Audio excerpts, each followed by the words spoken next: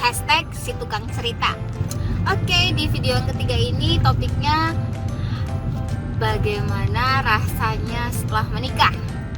Pasti banyak teman-teman yang nanya rasanya setelah menikah tuh kehidupan kita gimana, beda atau enggak, terus apa-apa berubah, terus mau kayak gini mau kayak gitu susah, atau ya macam-macam lah. Pasti ketakutan teman-teman atau pertanyaan-pertanyaan yang ada di benak teman-teman kehidupan setelah menikah. Mungkin setiap orang-orang itu beda-beda rasanya kehidupannya setelah menikah, termasuk kehidupan aku secara pribadi. Jadi aku di sini just sharing, hanya untuk sharing gimana kehidupanku setelah nikah.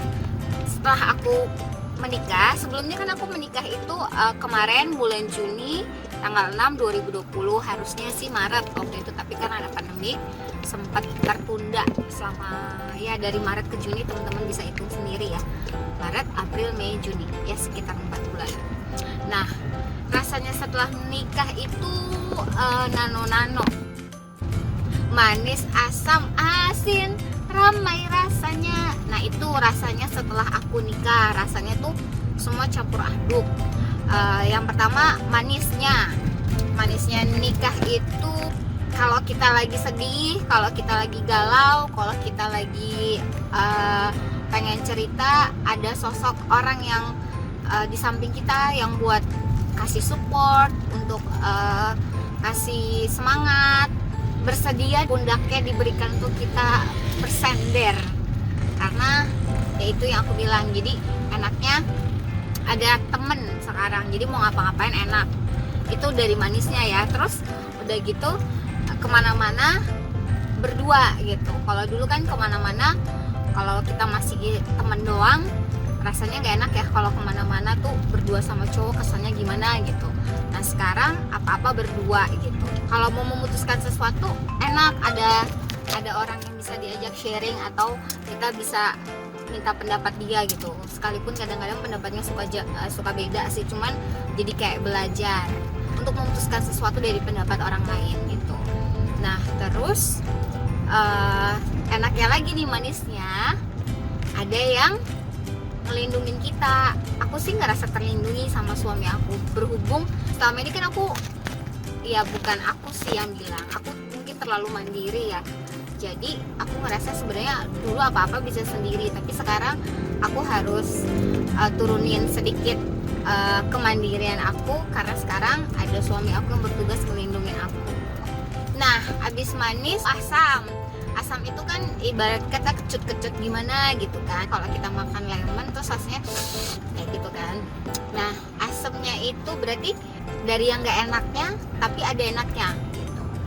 Nah, kalau misalnya asamnya itu kehidupan setelah menikah adalah apa-apa kita harus izin sama suami gitu. Mau pulang telat kerja kita juga harus izin. Sebenarnya mungkin dia nggak minta sih, secara struktural dia nggak minta, secara prosedural dia nggak minta, tapi kita mungkin sebagai seorang istri kita harus tahu diri bahwa kita sekarang nggak sendiri lagi. Jadi itu bentuk care-nya dia, bentuk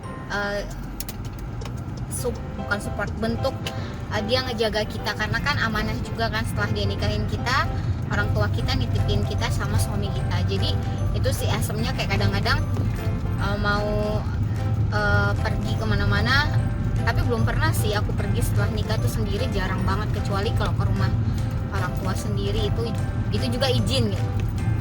Itu tuh kemana-mana harus izin. Terus karena sekarang kan kalau kita nikah berarti kita punya 3 keluarga nih, keluarga aku berdua sama suami aku, terus keluarga sama dari suami aku, dan keluarga dari aku. Jadi kita tuh harus bisa bagi waktu dan bagi tempat dan bagi pikiran sih. Jadi kayak agak-agak kadang-kadang bingung juga sih, buat idealnya tuh buat adil tuh gimana sih gitu. Kadang apalagi aku kan terkesan emang agak banyak maunya kan ya, suami sih ngikutin aja kayak gitu. Jadi maunya tuh kayak aku lagi kepengen kemana kayak gitu. Jadi dianya untungnya puji Tuhan dia ngalahan orangnya cuy. Terus asemnya lagi, kita nggak bisa sembarangan menggunakan uang kita buat senang-senang. Sebenarnya sih dia juga nggak ngelarang sih, tapi karena kita udah komit buat kita punya tabungan bersama, jadi kita harus komit untuk mempergunakan uang itu. Ya kalau kita mau jajan kita pakai uang sendiri, jadi kita nggak sembarangan mempergunakan uang kita gitu, karena udah dibagi-bagikan.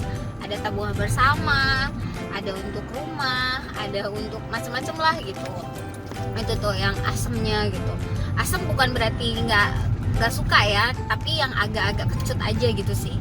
Terus kemudian asam-asamnya itu adalah kita tuh harus jaga sikap gitu. Secara kan kalau aku tuh orangnya pecicilan, nggak bisa diem, mudian. Sementara aku harus belajar bagaimana menjaga sikap dimanapun. Paling aku nggak jaga sikap bisa kelepasan itu kalau di rumah sendiri. Di rumah sendiri tuh kadang aku suka akhirnya gitu. Terus asemnya lagi tuh tanggung jawab sih, tanggung jawab lebih sebagai seorang manusia. Kalau dulu kan sebagai seorang manusia kita cuman bertanggung jawab sama diri kita, sekarang kita bertanggung jawab sama suami kita gitu. Kenapa aku bilang bertanggung jawab sama suami kita? Karena dulu kan kalau kita lapar ya bodo amat lah ya, mau makan mau enggak, terus mau makan di mana gitu-gitu kan ya terserah. Nah tapi sekarang sekalipun kita nggak lapar, kita harus care, kita harus nanya suami lapar apa enggak, sudah makan, pokoknya kita ngurusin segala macam gitu. Jadi tanggung jawab kita jadi double. Nah kalau asin, di asin itu adalah kita harus jaga perasaan pasangan kita, terus kita harus berbagi apa-apa ya kan. Kadang nih kalau aku punya makanan enak, kadang aku suka pengen makan sendiri, cuman kan kadang-kadang sedih juga kalau ingat suami aku makannya enak kok suami enggak gitu kan. Itu sih. Terus harus bagi waktu sama suami. Kadang di rumah kita pengen punya me time kan, apalagi waktu aku dulu di rumah tuh aku suka leha-leha, semua dikerjain sama adik aku. Jadi kayak sekarang harus ngerjain semua sendiri. Nah itu sih yang kayak nyuci, ngepel. Untuk suami kadang suka bantuin nyuci, ngepel, masak, jemur kain. Ya kita bagi tugas sih, tapi me time kita tuh jadi berkurang. Itu sih kira-kira rasa aslinya. Tapi bukan berarti aku nggak suka ya untuk melakukan pekerjaan itu. Yang pasti aku tetap suka sih, cuman yang aku bilang rasanya nano-nano. Nah jadi dari tadi yang aku cerita, gimana rasanya nikah, itu sih mungkin kira-kira yang aku bisa ceritakan. Tapi balik lagi, yang namanya nikah itu kan seumur hidup. Kadang juga aku ngerasa kayak bete sama suami, kesel sama suami. Ada sempet sih, namanya masih 3 bulan 4 bulan, sempet kepikir gini, aduh kalau orang pacaran bisa putus ya Bo. Nah kalau orang nikah kan nggak bisa sembarangan bilang kita pisah, nggak mungkin kan. Apalagi kalau nikahnya Kristen, hanya maut yang bisa memisahkan kita. Sedep. Itu sih kira-kira. Nah jadi menikah menurut aku itu intinya adalah mengurus. Kita harus pintar mengurus segala sesuatunya. Terus menikah juga berbagi. Kita harus rela berbagi segala sesuatunya. Dan menikah itu ikhlas. Kita harus ikhlas merelakan segala sesuatunya. Nanti spesifiknya apa, nanti kita bisa sharing lagi di video-video berikutnya. Oke, sekian dulu teman-teman. Pesan aku buat teman-teman, kalau mutusin mau nikah, yang ini sih 3 yang tadi aku bilang: mengurus, berbagi, sama ikhlas. Semua harus rela gitu. Karena yang namanya nikah nggak ada tuh yang enak-enaknya aja tuh, nggak ada sama sekali gitu. Kalau kata orang pacaran tuh enak, nanti nikah nggak enak. Untungnya aku sama dia nggak pacaran, cuman soulmate-an. Jadi emang semua surprise sih. Aku ngerasain nikah itu kayak apa. Oke, sekian video hari ini.